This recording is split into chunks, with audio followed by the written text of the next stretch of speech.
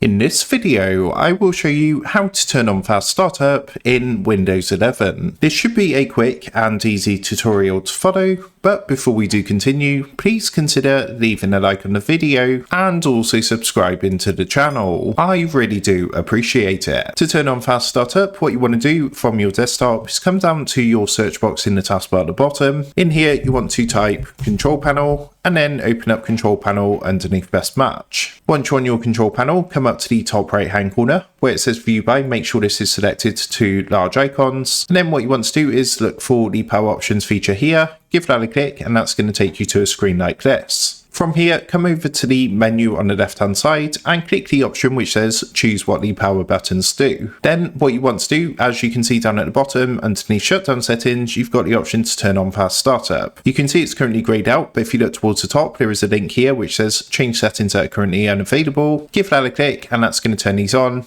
and all you need to do is simply tick the box here to turn on fast startup. Once that's done, of course, come down, click save changes, and that's going to automatically turn on fast startup the next time you start your Windows 11 PC or laptop. So that is how to turn on fast startup in Windows 11. With that being said, I hope this quick tutorial did help you out today, and if this did help you out, I would really appreciate it if you was to consider dropping down below the video, leaving a like, and also subscribing to the channel. With that being said, I just want to take a minute, thank you guys for watching this quick tutorial, and I will see you in the next video.